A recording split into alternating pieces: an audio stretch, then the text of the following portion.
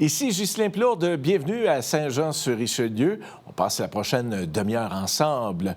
L'édition de cette semaine est consacrée à la séance régulière du mois d'octobre. Pour entamer l'émission, la mairesse André Bouchard va répondre à 2 questions citoyennes. La première porte sur ses travaux illégaux réalisés au Boisé-Carillon dans le quartier Saint-Eugène. Elle évoquera également ce projet de futur parc nature. Puis, deuxième question qui portera sur le transport interurbain, comme vous le savez, avec la fin annoncée des autobus joannais qui ne se rendront plus au terminus centre-ville et s'arrêteront dès l'été prochain au REM de Brossard. Puis, en seconde portion d'émission, le conseiller du Vieux-Saint-Luc, Marco Savard, ramènera à la table du conseil ce dossier de développement des clubs de golf boisés de la mairie et des légendes dans le secteur Saint-Luc. L'élu y va même d'une proposition, soit de conserver à des fins de préservation 75 des superficies des 2 clubs de golf. Voilà donc pour les faits saillants de la séance du 29 octobre dernier.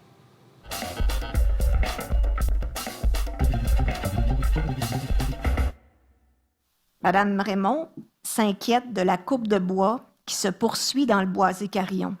Puis ça nous avait été mentionné 6 mois avant. Je ne sais pas si Mme Raymond est là, mais on a fait nos devoirs. Je veux rassurer la population sur le fait que la Ville prend la situation très au sérieux et que des actions concrètes sont en cours pour que ça cesse. Demande de l'état de situation de l'avancement des travaux dans le parc Carillon.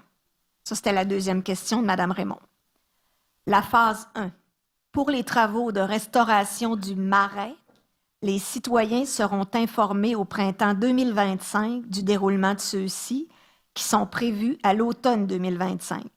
Cette phase est travaillée en partenariat avec l'Université Laval dans le cadre du projet Recherche et application pour une restauration éclairée des milieux humides. C'est le projet RARE. Phase 2 et 3, conception et aménagement du parc naturel du Boisé-Carillon. Dès 2025, une consultation sera débutée auprès des citoyens afin d'échanger sur les aménagements souhaités dans le futur parc naturel. Puis je pense que cette consultation-là est nécessaire parce qu'on le voit, il y a des interventions auprès de moi ou auprès du conseiller. Il y en a qui veulent qu'on ne fasse pas nécessairement d'aménagement, puis il y en a qui veulent qu'on fasse des aménagements physiques. Monsieur, vous aviez un petit complément? Juste un petit complément. Allez-y, Monsieur Fontaine. Ce serait le fun, ça serait une consultation au printemps 2025, parce qu'on s'entend qu'à l'automne, on va être occupé. On regarde. Je pense que c'est une bonne idée, Monsieur Fontaine. Au printemps. Qui décide du moment... Regarde bien. La prochaine question, écoute bien, c'est comme si tu l'avais entendu. Ben, je pense que tu l'avais entendu, de toute façon. Oui. Qui décide du moment où il y aura la consultation publique pour le projet au parc Carillon? La coordination se fait avec la division environnement et développement durable. Puis je pense qu'on a tous entendu ce dont vous venez nous parler.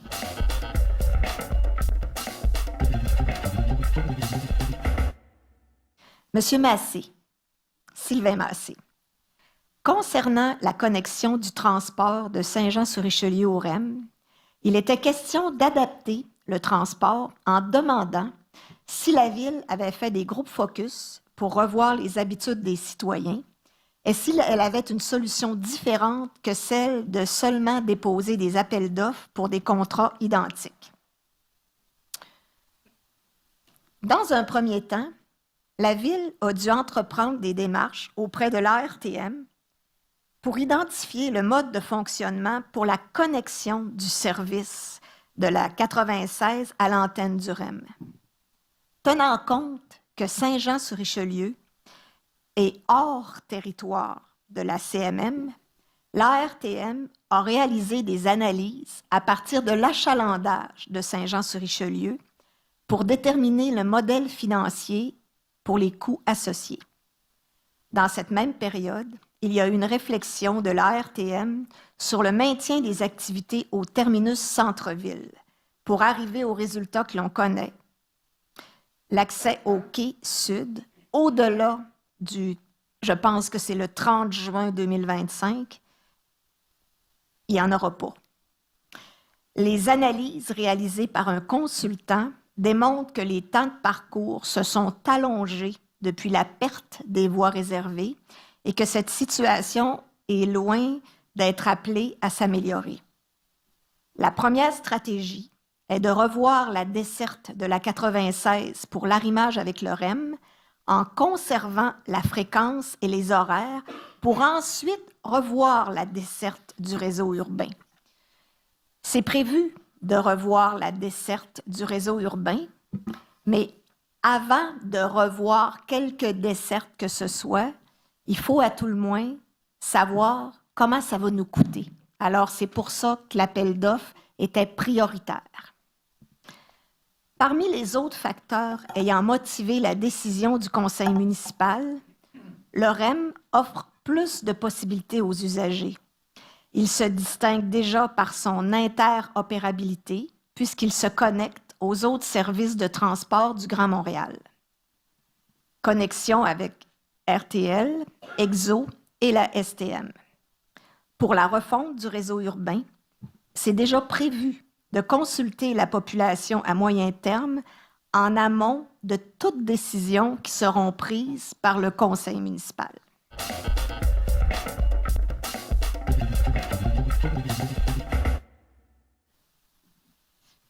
6.12.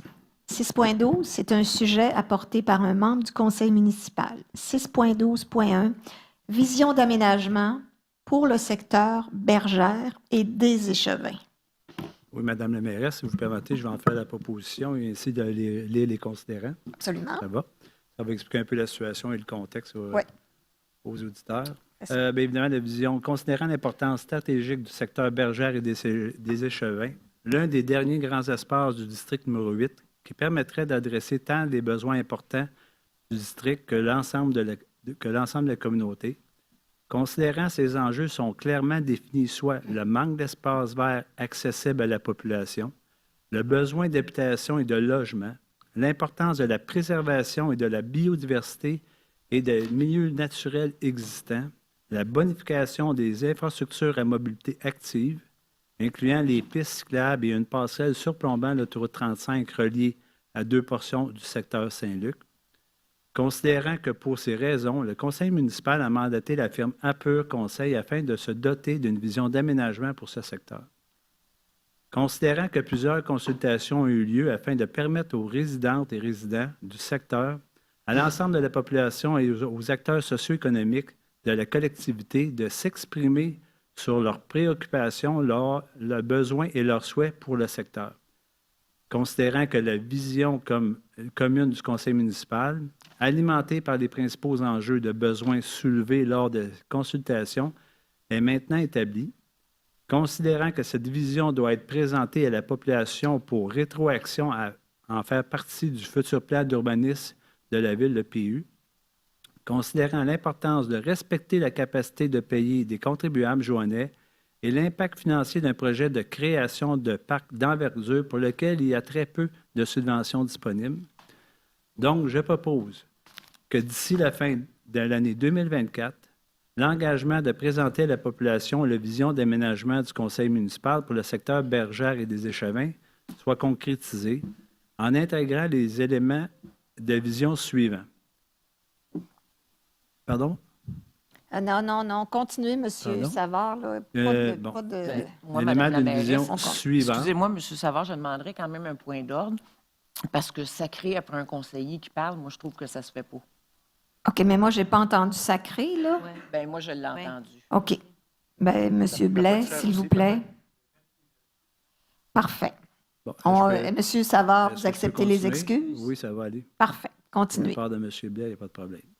Alors, j'étais rendu, évidemment, sur les sujets soit concrétisés en intégrant les éléments de vision suivants. Une composante majeure représentant au moins 75 du périmètre visé dédié aux milieux naturels, espaces verts et parcs. Une composante mineure de 25 qui serait aménagée afin de répondre aux besoins, expliquer notamment le logement, la mobilité active et autres besoins en respectant les orientations suivantes. Une concentration de l'habitation aux abords de l'autoroute 35, notamment en longeant les terres agricoles pour minimiser l'impact visuel des résidents actuels. Un développement de faible densité dans la zone sud, près des milieux déjà habités pour la préservation et la quiétude des riverains. La création d'un chemin ou un lien cyclable et pétonnière pour connecter les différentes parties du secteur, notamment entre le chemin Saint-André et le secteur de la mairie des Échevins. Un espace dans le secteur du golfe de la mairie afin d'accueillir une future passerelle reliant les deux secteurs Saint-Luc situés de la part et l'autre de l'autoroute 35.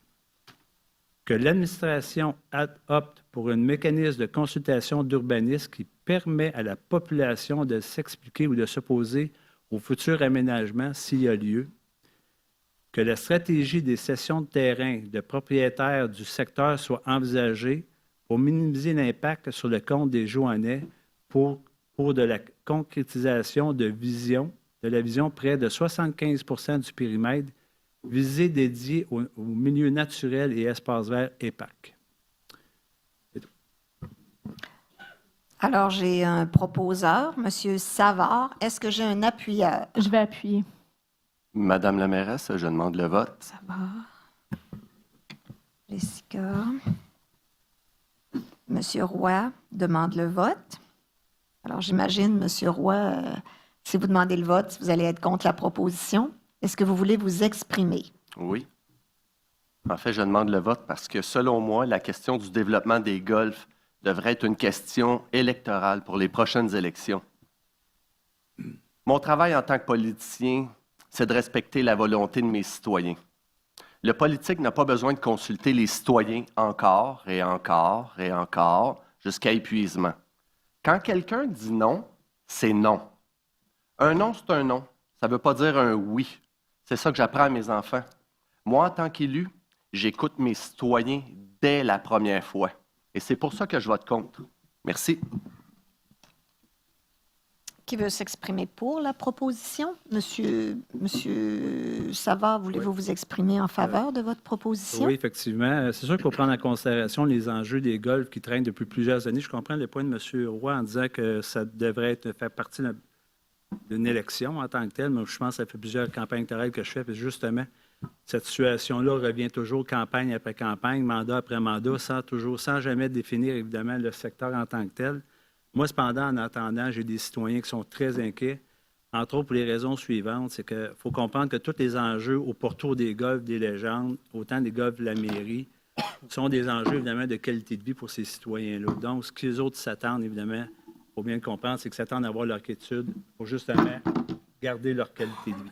Actuellement, dans n'importe quelle situation, un promoteur, puis certains promoteurs ont déjà déposé, pas déposé cependant, ils ont déjà annoncé leur couleur en voulant dire qu'ils voulaient faire du développement résidentiel. Il y a même des ententes attachées avec la ville dans certains cas. Donc, ce que je veux faire, c'est dans le fond, cette proposition-là de vision bergère des Échevins, c'est de délimiter précisément ce qui peut être réalisable ou pas réalisable. Ce qui veut être réalisable en tant que tel, puis à savoir exactement ce que c'est de la part de mes citoyens, on comprend bien que personne ne veut du développement résidentiel. Cependant, ils comprennent aussi qu'on n'a pas le choix quand même en raison des pénuries de logement. Ils comprennent aussi très bien que c'est des terrains qui ne nous appartiennent pas. Ils comprennent très bien aussi que si on veut un jour acquérir et mettre ces terrains-là accessibles à la communauté, il va falloir faire des engagements. Le but de cette résolution-là est justement pour déterminer, dire aux citoyens de cesser leur inquiétude. Il ne se produira pas de gros projets de résidence à leur insu, soit par demande de modification de changement de zonage. Donc, c'est qu'on veut en même temps protéger 75 % de ces espaces-là pour justement un peu faire suite à ce que le mouvement écologique vient de nous faire part. On vient de délimiter 75 % de ces espaces-là qui sont des milieux de biodiversité, évidemment d'attention par rapport aux boisés d'intérêt. Donc, ça vient de protéger cette zone-là. Maintenant, pour ce qui est de la suite du 25 % je l'appelle ainsi, si vous permettez, la zone 25 qui pourrait peut-être être développable, on mentionne clairement que cette zone-là, les citoyens riverains pourraient s'opposer à tout projet. Donc, on donne la possibilité aux citoyens de s'y opposer, qui est un avantage qu'actuellement qu'on pouvait, si on veut, annuler. Je pense que dans le concret de toute cette résolution-là, je pense que tout le monde y tient bon compte de façon suivante. C'est que le citoyen est protégé. On ne parlera plus de politique sur ce dossier-là une fois pour toutes. Autrement dit, qu'on terminerait, on mettrait le couvercle sur la marmite, je vais vous dire ça ainsi. Et en même temps, bien, le citoyen, à ce moment-là, il a son droit d'opposition. Je pense que c'est très important que ça se manifeste s'il y a lieu, évidemment, de projets de développement. Je rajoute une autre option aussi, si vous permettez, M. Roy, parce que vous avez été avocat. En tant que tel, les promoteurs qui ont déposé à l'époque la famille Morin, autant que la famille Baillargeon, eux veulent savoir ce qui se passe avec ces enjeux-là. Donc, ça va délimiter en voulant dire que si vous vous intéressez à développer, si la population est d'accord, il y a une zone de 25 % qui est peut-être développable. Maintenant, c'est à vous à convaincre la population d'y voir s'il y a un projet est vivable ou pas. Donc, à ce moment-là, eux autres, ça leur donne une ligne directive. En même temps, pour l'administration municipale, ça leur dit, bon, mais travaillez sur le dossier de la façon suivante. Si vous ne comblez pas nos critères, ça veut automatiquement de dire qu'il n'y a pas de développement dans ces zones-là. Fait que c'est le point que je veux dire, évidemment, que je défendrai la cause pour ma demande de projet de résolution. OK. Qui est contre le projet de résolution tel que proposé par M. Savard et appuyé par Mme Racine-Lehoux? Madame la mairesse, j'aimerais m'exprimer. Allez-y, M. Meunier. D'entrée de jeu, moi, je vous dirais, M. Savard, je suis le premier en faveur du développement économique. On a besoin de nouvelles portes à Saint-Jean. On a besoin de nouveaux logements, ça presse, du logement social, du logement abordable, tous les types de logements pour enlever de la pression sur le marché. Mais pourquoi maintenant, cette résolution-là? Pourquoi un an avant les élections? Qui nous a demandé? Est-ce qu'on a eu un projet qui est entré qu'on doit débattre? Non. Il n'y a pas de projets qui sont entrés. Moi, j'ai l'impression qu'on fait les choses à l'envers. On prévoit le terrain pour des promoteurs quand les promoteurs ne nous ont rien présenté encore. C'est comme si on leur faisait une passe à la palette. Combien ça va coûter pour les infras? Comment ça va coûter pour faire un parc? Pour entretenir un parc? Comment ça s'inscrit avec le projet d'infrastructure actuel? Ce n'est pas l'administration qui a écrit la résolution, c'est une résolution politique écrite par un conseiller. Donc, est-ce que ça s'inscrit vraiment dans le contexte actuel où est-ce qu'on est avec nos infrastructures?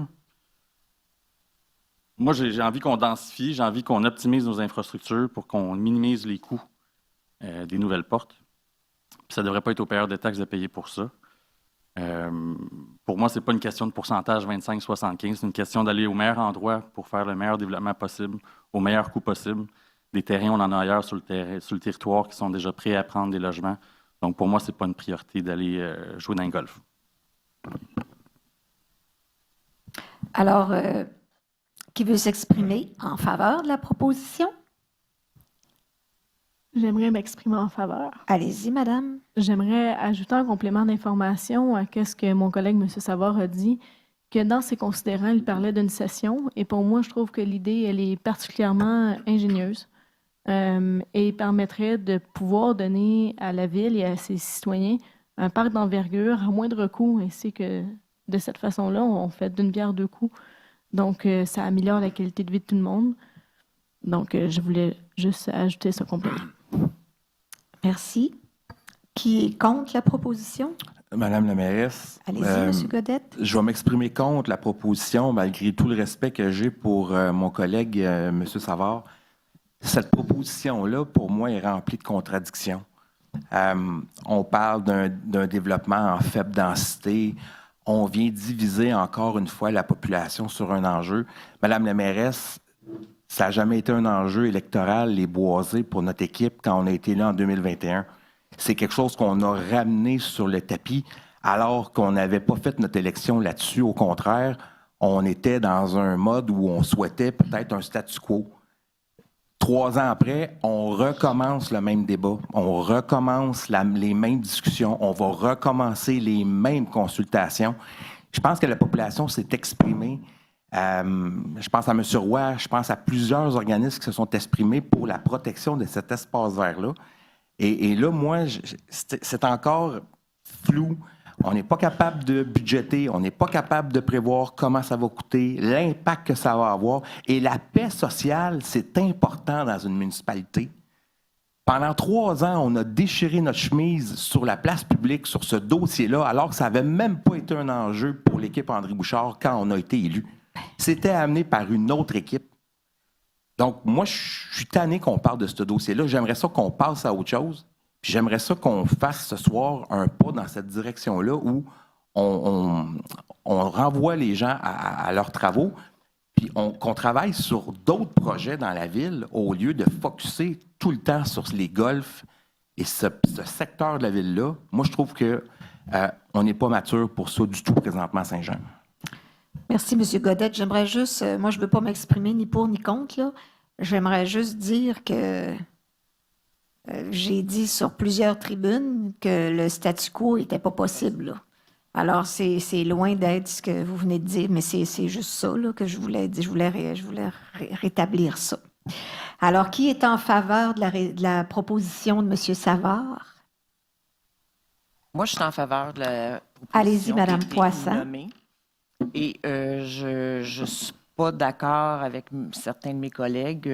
Moi aussi, les oreilles m'ont titillé quand l'équipe André Bouchard a fait sa campagne en disant que le statu quo n'était pas possible au niveau des golfs et des bois. Et quand on dit que la résolution elle a été faite seulement par M. Savard, c'est pas vrai. La résolution a été travaillée avec l'administration pour qu'il n'y ait pas de pépins au niveau légal, pour pas qu'on non plus que la ville on puisse se faire poursuivre ou quoi que ce soit. Puis je trouvais, moi, que cette résolution-là permettait d'orienter les entrepreneurs pour dire qu'est-ce qu'on peut faire sur ce terrain-là. Puis si le terrain, on y touche zéro nullement, c'est à quel coût, à combien de millions encore que nous devons. Alors, si on dit qu'on protège à 75 %, bien, je trouve que les portes qui sont construites sur le 25 % permet au moins un déboursé pour l'acquisition et la protection des bois du 75 %. Alors, c'est pour ça que je vote pour cette résolution. Merci, Mme Poisson. Qui est contre la résolution? Qui veut s'exprimer contre la résolution? Moi, Mme Bouchard. Allez-y, M. Fontaine. Oui. Moi aussi, par tout respect que j'ai avec M. Savard, ça fait longtemps qu'on siège ensemble. Je trouve que, puis je reprends un peu ce qui a été dit par mes collègues qui sont exprimés contre, je trouve qu'il est minuit moins 2, on arrive très, très, très tard dans ce mandat-ci pour discuter de ça. Je pense qu'il y a des moments de le faire. Je trouve qu'on pourrait instrumentaliser ça pour faire une campagne électorale là-dessus puis débattre. C'est peut-être d'ailleurs le meilleur moment pour le faire, mais dans une campagne, pas un an avant, aller consulter pour une énième fois les citoyens qu'on a consultés, je ne sais pas combien de fois. Moi, je pense qu'il y a un manque de leadership dans ce dossier-là. Je pense qu'on aurait dû adresser cette situation-là en début de mandat pour qu'on puisse le régler dans la première, deuxième année, puis de laisser le temps aux citoyens de gérer l'information. Là, on y va par l'inverse. Là, on y va en fin de mandat. Un nouveau conseil peut arriver, rebrasser toutes les cartes. C'est pas le temps de faire ça, Marcos. C'est pas le temps de faire ça, là. Et quoique je ne me pose pas, je pense que dans le boisé de la mairie, il y a de quoi faire là. D'autant plus que la passerelle, la future passerelle atterrit là. Et moi, ça fait longtemps que je suis conseiller municipal et qu'on parle de cette fameuse passerelle-là qui n'arrive pas.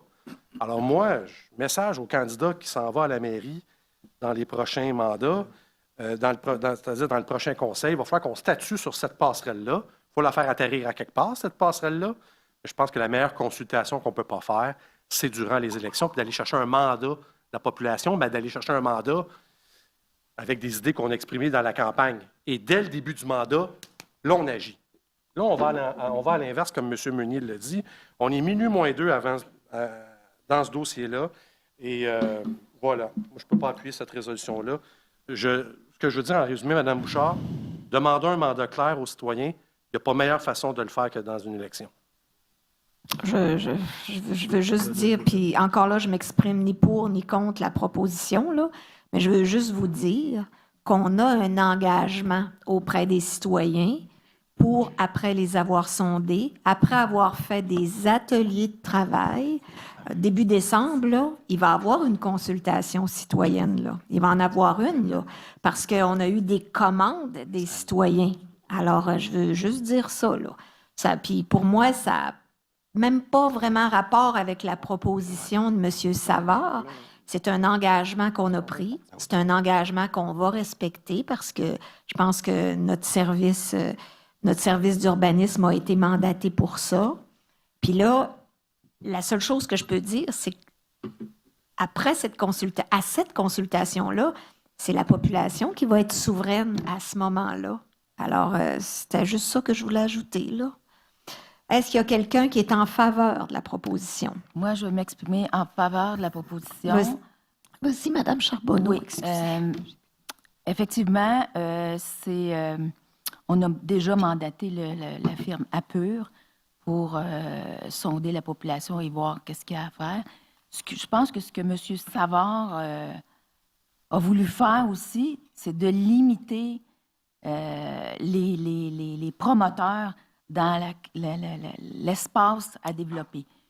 Si le promoteur est arrivé, moi, je veux développer 40 %, là, je pense que c'est clair que la population, si jamais la population s'exprime en faveur du développement, il n'y aura pas plus que 25 % qui sera développable. Et moi aussi, mon point de vue, si on empêche, selon la population aussi, ça va dépendre, c'est la population qui va avoir le dernier mot, mais combien ça va coûter à la population, aux citoyens, si nous sommes obligés d'acquérir ces golfs-là? J'aimerais bien ça savoir combien ça va coûter. Ça a déjà été mentionné, ça a déjà été dit. Est-ce qu'on est obligé de les acheter? Mme Jessica Lehoux l'a dit. Avec cette proposition-là, il nous céderait 75 % des terrains. Puis, M. Fontaine l'a dit aussi, là, le boisé de la mairie, présentement, là, il n'y a rien qui arrive. Et ce que j'ai toujours dit, tout le monde qui parle d'une passerelle pour correspondre les deux Saint-Luc, là, il n'y avait jamais de place pour l'atterrir, cette passerelle-là. Elle était dans les airs, là. Fait que si on veut cette passerelle-là, si la population le veut, c'est le boisé de la mairie. Après ça, on peut voir ce qui va se passer, tu sais. Ça peut être évolutif, ce développement-là ou ce non-développement-là.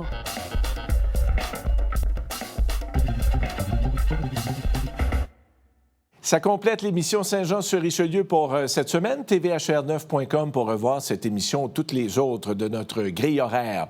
Je vous remercie beaucoup d'avoir été des nôtres. Ici Ghislain Plaude. À la semaine prochaine. Au revoir.